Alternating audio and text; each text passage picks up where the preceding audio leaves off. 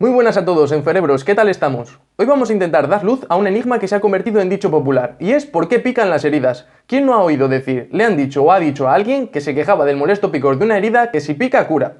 Pues para comenzar debo decir que hay varias teorías por las que se cree que una herida pica, pero ninguna aún ha sido demostrada. Es muy frecuente que las personas con heridas o con úlceras durante el proceso de cicatrización o una vez ya cicatrizada se quejen de un intenso picor.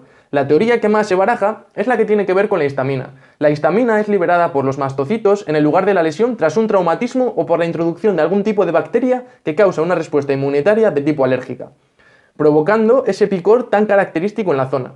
Hay teorías que consideran que es una forma atenuada de dolor. Creen que el dolor inicial por el traumatismo se transforma paulatinamente en picor, según la herida va reparándose, es decir, con la aparición de piel nueva.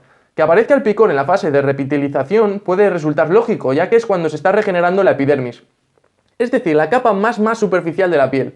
Pensemos que el estímulo del picor es un estímulo que nos llega a nivel superficial. A nadie le pica el corazón o el riñón, no, solo nos pica la piel, porque es ahí en la epidermis donde tenemos los receptores del estímulo pruriginoso. Sin embargo, el estímulo doloroso sí está en capas más profundas.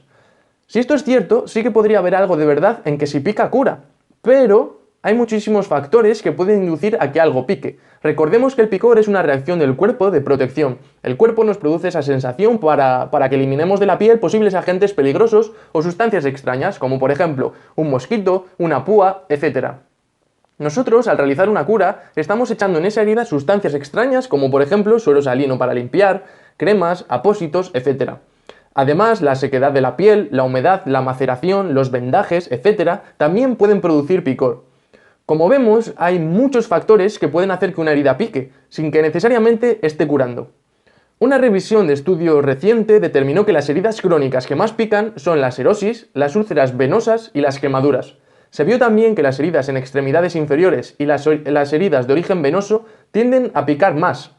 También hubo otras características que hacían que las heridas o úlceras picasen más, y es que la herida fuera grande, tuviera edema con fobia o presentase más tejido de granulación.